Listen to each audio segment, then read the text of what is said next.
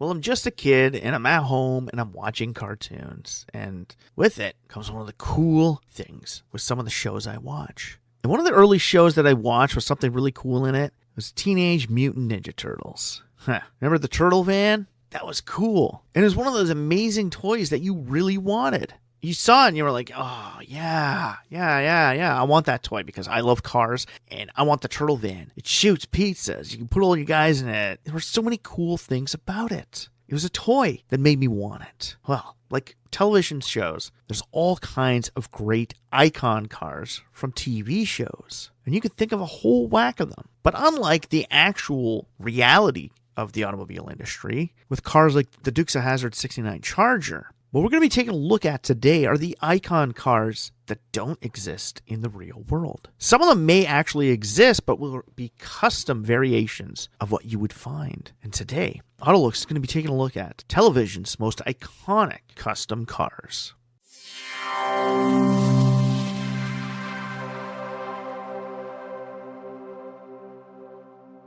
Welcome back to the AutoLooks podcast. I am your host, as always, the doctor to the automotive industry, Mr. Everett J, coming to you from our host website at AutoLooks.net. If you haven't been there, stop by, check it out, read some of the reviews, check out some of the ratings, go to the Corporate Links website page. Big or small, we have them all, car companies from around the globe, all available on the AutoLooks.net website. The AutoLooks podcast is brought to you by Ecom Entertainment Group and distributed by Podbeam.com. If you'd like to get in touch with us, send us an email over at email@AutoLooks.net. So like I said in the beginning, the Turtle Van, one of the most iconic toy vehicles and one of the most iconic vans, like automobiles, you can think of from little kids in the early 90s. The Ninja Turtles were big, and the release of the Ninja Turtle movie in 1989 just blew up the world. Sure, the movie didn't have a cool van, but the cartoon did. Gotta remember, there's always differences between the comic book, television cartoon, and the movies. Hell, even when they re-released the movies a few years back, the van was completely different again. They tried to make it similar to what was in the comic and the cartoon, but they really didn't get it. Now, the Turtle Van, like I said, was one of those cool toys that I always wanted, and I really wish I did get it because of how much they're worth now, but it was on TV. Hell, from back in those days, I can remember some of the cool cars being customized as well, and not just cartoons. Hell, one of the most famous cartoon vehicles of all time that you can think of would be in the 1970s, Scooby-Doo. Now, Scooby-Doo rode around in a van that didn't have any name or anything on it, so it was always kind of a mystery to everyone. We looked at it and we're like, I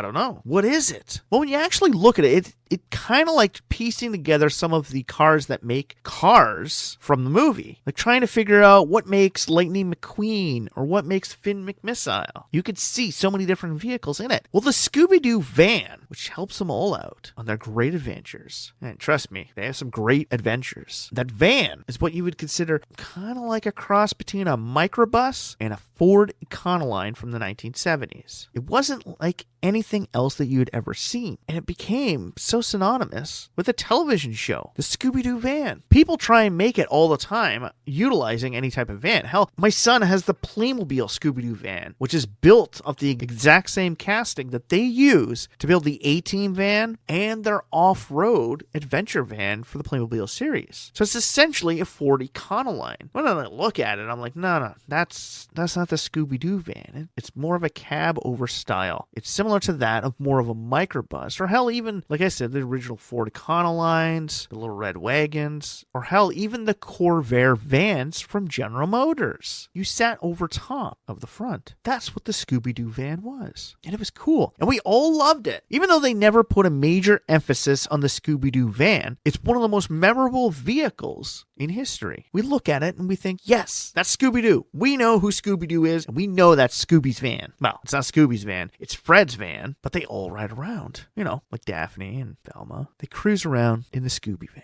kind of like the Mach 5. Now, there is a difference between the Mach 5 that you see in the movie when it was released a few years back than the original cartoon. The Mach 5 kind of took inspiration from the original Ford Mustang concept. Yeah, hence the Mach used in its name. But Speed Racer's Mach 5 was one of those things that got a lot of kids into racing. Like the Mr. X car, that was cool, black and yellow, but the Mach 5 was it. We didn't watch the show for all of the other weird antics that went along with Speed Racer. Like, trust me, you go back and you watch the show and it's just like, what? What was I thinking watching this show? Oh, yeah, that's right. I was watching it because I love that car. And that's what a lot of icon cars from TV shows are. It's kind of like the 1983 GMC Vandura used by the A-Team. Now, this wasn't a production model. It was a customized GMC Vandura. A top spoiler and a custom paint job, along with aftermarket rims and a front spoiler with lowering springs, made this van even cooler. And when you go back and you watch the A-Team, start to question yourself on literally, what the hell was I thinking when I was watching this show? This is boring. Oh, God, this show is...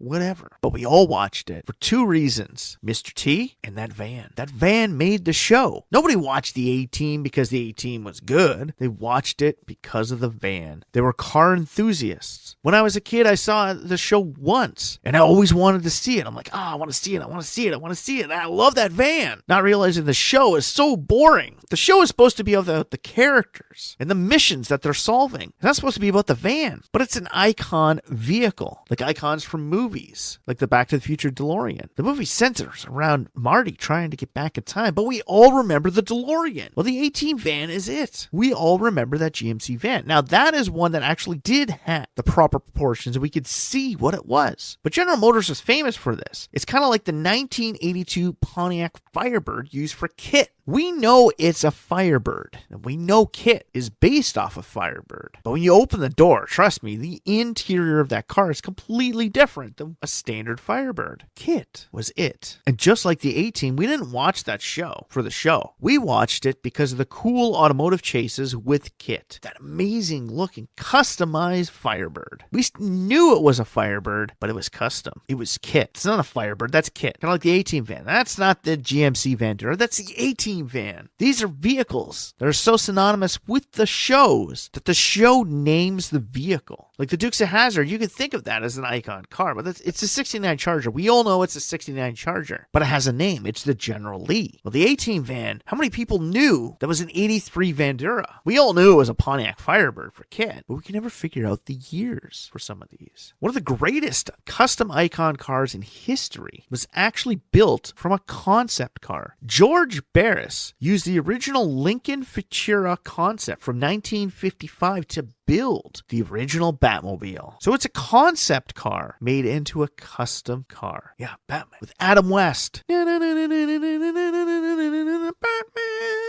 We all know it. And it's the car that we all love. You show that car all over the world. Anybody who has ever heard of Batman knows that car. But Batman also had the Batmobile for the movies. But every television show had its own variation. And I remember in the 1990s, they had that long, essentially giant brick on wheels, the Batmobile from Batman, the animated series. And the funny thing is my daughter, this is one of her favorite shows to watch with me. She loves Batman, the animated series from the 90s. I tried to get her into Spider-Man. She wouldn't get into it. Tried to get her into, watching the Ewok shows or droids. No, wouldn't go for it. She likes Batman, and she likes that cool Batmobile. Trust me, it's the only reason why I watched that series back in the day. It was a good series. Now, that was one of the few that didn't center around the car. The car was a cool addition to the show, kind of like the Batmobile from the original Batman series. It was a cool addition to the show. We all wanted to see them jump in that vehicle and go on out. Kind of like the Monkey Mobile, the 66 Pontiac GTO that made the Monkey Mobile. We all wanted the monkeys to jump in that car and go out. Hell, we didn't like the music. We didn't like the band. And we definitely didn't like the show. But we all wanted to see that Monkey Mobile in action. Because when they fired up that engine, we knew exactly what it was. Oh, that's a Pontiac GTO V8. That is the car created by the godfather of DeLorean Motor Company, Mr. John Z. DeLorean.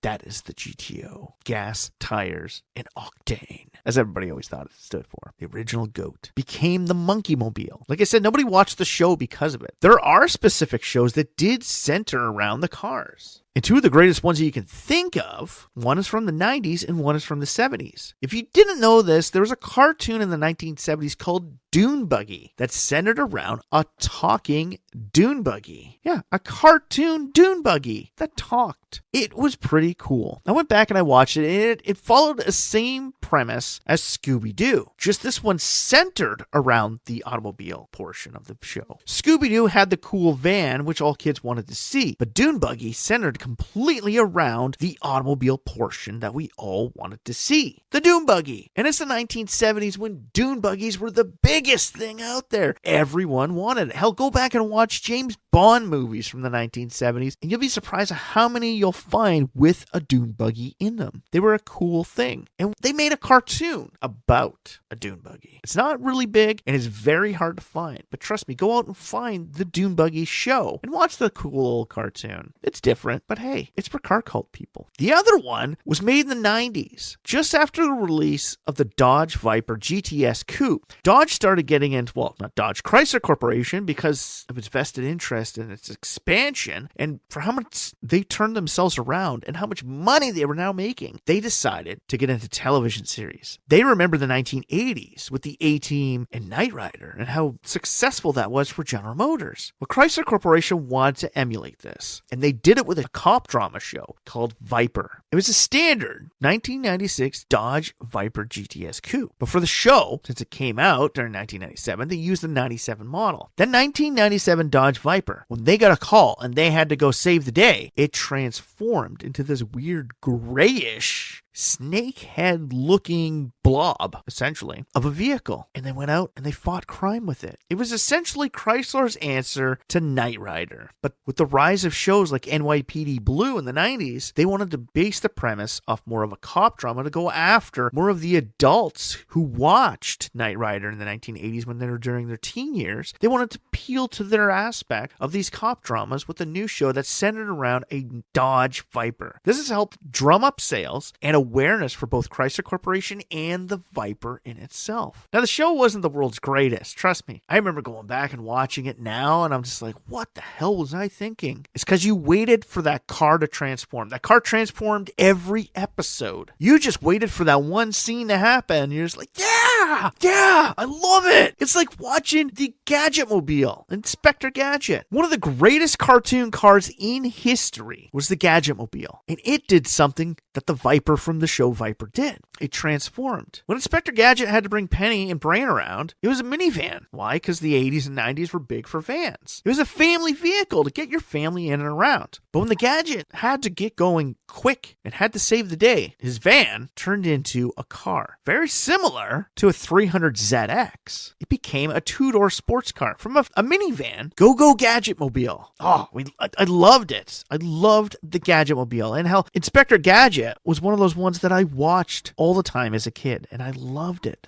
But unfortunately, the movie did not do its justice. It was a convertible, and it didn't transform. The only good thing about the movie version is it spit out Skittles like it was the greatest thing in the world. And I'm just looking at it going, oh yeah, I want that. But unfortunately, it didn't transform. And that was one of the biggest problems I had with the Inspector Gadget movies. The car didn't transform. That was the Gadgetmobile. I'm sorry. You can make Inspector Gadget have every single cool thing in the world. You can make him any actor. But the Gadgetmobile has to turn from a minivan into a sports car. I'm sorry, but that's the Gadgetmobile. We all remember it, and that is how it was. It had to transform.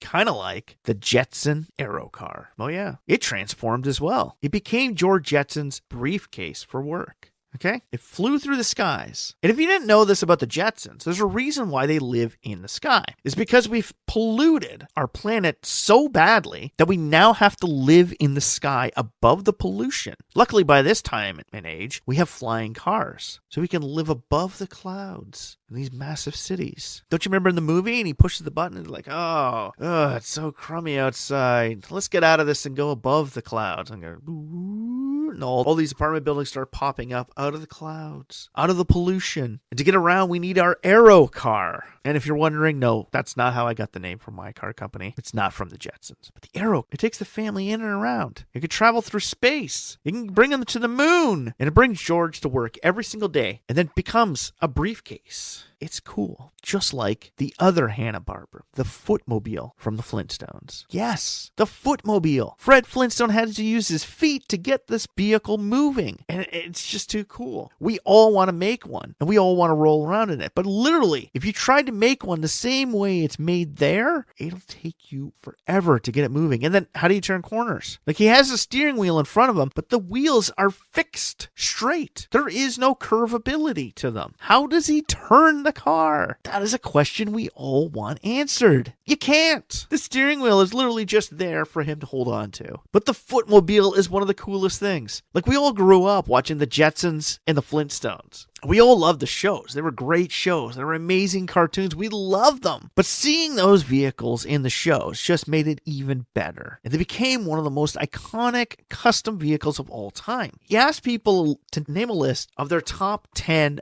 most iconic cars they could think of. The Jetson car and the Footmobile, at least one of them, will make it into the list, along with the Mach 5 and the Scooby-Doo van. If you're not a car person, trust me, the Flintstone Footmobile and the Scooby-Doo van will always be part of the list. For myself, the Ninja Turtle van is part of that list as well. There's so many cool cars out there, and they do this to fit with the personalities in the show. That's kind of like the Green Hornet and the Munsters. Now remember, the Munsters, not unlike the Addams Family, didn't drive around in regular vehicles. All their vehicles were custom. The Munstermobile was a custom-built car. But his grandpa's Dragula, not to be confused with Dragula from Rob Zombie, although he does hint towards that. Hey, yeah, Dragula. Yeah, the Munsters Dragula. It's a dragster that's made from a coffin because Grandpa is a vampire, even though he takes it out during the day to go drag racing.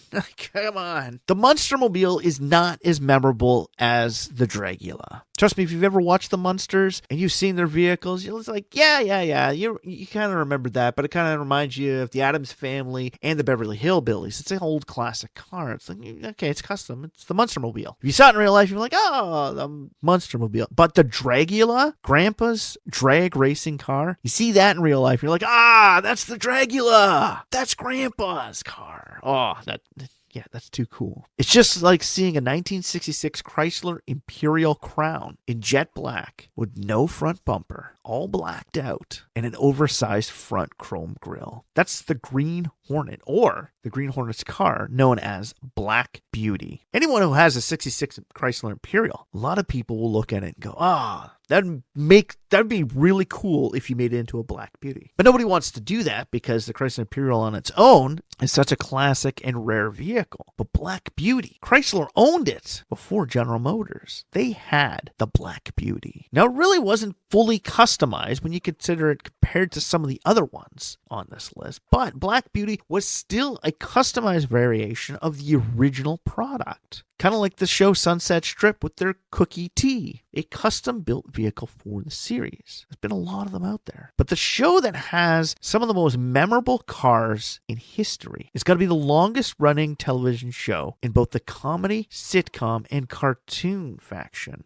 running for over 35 years. The Simpsons have given us some of the most iconic custom-made vehicles for the television world. The Simpsons gave us a 1986 pink sedan and orange station wagon, very similar to Plymouth products from that time period. Anybody who has a pink sedan, four-door, and it has a boxy image, people automatically think, that's the Simpson car. But the Simpsons have done it more than once. When Homer meets his brother, you find out about Powell Motors. And Powell Motors does show up later on in the show. But you find the other most iconic vehicle from the Simpsons, the Powell Motors Homer. And we've done an entire podcast about the Homer. We actually released it on April 19th, the international date for The Simpsons. Why? Because that's the date it first aired on the Tracy Ullman Show in 1987. Yes, the Homer. It says weird bubble vehicle that Homer designs to save his brother's company, but his brother doesn't understand. Homer doesn't know anything about the car buying public. And he gives the public the car that he thinks the average person wants, and it's a flop. And they do it in a way on the show that is reminiscent of another major American flop, the Tucker. Yeah, the Homer. But the Simpsons have done it yet again. The Plow. Some of the most iconic episodes were written by Conan O'Brien, like the monorail and Mr. Plow. What's that name? Name again is Mr. Plow. Yes. It's a standard gelatinous truck look. A 2-box design with a plow on the front of it. Like anybody can make that. But if you have an old Chevy short box from the 1980s, you paint it black and put a red plow on the front of it with a roll bar, people are going to look at it and see Mr. Plow. And they're going to be asking you, are you wearing a Mr. Plow jacket? Hell, kids today who've watched The Simpsons, grown up with it, or even just watch it now and have seen that episode and love that episode. Anytime they see a plow truck on the road, they think that's Mr. Plow. It's so iconic and it's so generalized design that made the Mr. Plow truck, just like the original pink sedan and station wagon. The Homer you'll never see on the street. It's custom. It's like the Dragula or the Aero car. It's made for the shows. But in every Simpson fashion, all their vehicles are essentially 2-box designs. And if you remember back to one of the most famous vehicles, it gets promoted in one episode, and then Homer buys one and realizes it's the girl version, the F-Series, making fun of Ford. The Canyonero. You have to remember, the Canyonero, it's the only SUV endorsed by a clown. Krusty, when he stops doing comedy because they find out he's not that funny compared to someone like Jay Leno, and he reinvents himself. And then he gets approached by the guys creating the Canyonero, and he's a sellout. Krusty is a sellout. Anything for money. So he sells his soul, essentially, and gets a Canyonero. And then he takes Bart home, and there's the whole freaking advertising thing at the end, and the only SUV endorsed by a clown. Yeehaw! And then Homer buys it. He gets tired of driving his car, and he buys a Canyonero because he wants a big, burly SUV. It's the early 2000s, and everyone's got SUVs. That's what I want. And he drives it to work, and all the guys are whistling at him because they think it's a girl. He's like, oh, yeah, that's the F-Series. Girls buy it. See, your cigarette lighter is for lipstick. And look, it even has steps. Oh, I'm driving a girl car. Here, where are your keys to the station wagon? I want to drive my fruity car today. Yeah, the Canyonero. It's funny because it's a company that doesn't exist. It's a design that's so generic, and it only shows up for a few episodes, and yet anyone who watches The Simpsons and understands the series can remember it. We can remember the plow truck. We can remember the sedan. We can remember the orange station wagon, and we all remember the Canyonero. Canyonero. Whoa. Canyonero. Like, you watch that episode, it's ingrained into your mind, just like all the other custom iconic vehicles. There's so many great ones out there, and so many TV shows with great cars. This episode, we only focused on the custom ones. And some of these custom vehicles aren't even much different than their regular bodied products. And some of them we don't even know to this day what they are, but they're famous and we know what they are. We could draw a silhouette image of it and we automatically know what it is. You draw the outline of a 2-box sedan and put a little dent in the front, and people will be like, oh, Simpsons. You draw a generic truck, and the second you draw a plow on the front of it, it's Mr. Plow. You paint your Dodge Viper pure gray, and people think it's the car from Viper. Hell, you have a custom Ford Coupe, and people think it's the Munster Coach. They're iconic cars. We all know them. And if we love the automobile industry, you'll know them. Hell, people that don't even like cars will know them. And one of my most favorite ones throughout history plays such a short role, but makes the biggest statement of all time. The most famous custom car, which literally showed up on this TV series for only a few seconds, but you'll remember it for all time. What car am I talking about? I'm thinking you'd look great in the Thunder Cougar Falconbird. Yes, making fun of Ford and their animal product, the Thunder Cougar Falconbird. What show is it on? Futurama. Amy's looking for a new car. They go and look, and the salesman, all slick and slide, trying to sell her on the Thunder Cougar Falconbird. And when you hear him say that, you're like, wow, that's pretty funny. Those are old names of real cars. It gets stuck in your head for life. I watched that episode with my son, and I'm like, what? Thunder Cougar Falconbird. He's like, Futurama. Seriously, like Simpsons had a pink sedan. Futurama, we all remember the spaceship, one of the most iconic flying spaceships of all time, the Planet Express spaceship. And it's funny because this one goes with another Mac Groening show, but the Thunder Cougar Falconbird, it's Looks like Joey Jojo Jr. Shabadoo. He shows up in one episode for a split second, but we all know who he is. And if you watch Futurama and know The Simpsons, all you have to do to somebody is just say Thunder Cougar Falconbird, and they'll probably giggle. These shows have done this to us. They've ingrained it in our minds. When you listen to the Rob Zombie song, Dragula, how many times do you see Grandpa Munster in his car? Thunder Cougar Falconbird. How many of you just saw a futuristic-looking Thunderbird Cougar mixed with a Falcon? Like, come on. We know these cars. We see them all the time, and we love them. They're iconic cars, and they don't even exist in the real world because they were custom made for the TV shows we all love. And that's what it's about, creating something memorable throughout the ages. Scooby-Doo can go off the air tomorrow. People can forget about it. But when you ask them about the most iconic television series, cars of all time, that'll show up. There's so many of them and so many shows out there. And for our next episode, we're going to have to talk about the actual icon cars, the ones that do exist. And we do know. When you see them, you just automatically think of those TV series. These are the custom ones, from Batmobiles to flying cars. They're all customized and made especially for these shows, but they're all memorable. No matter how bad the show is, we remember the car.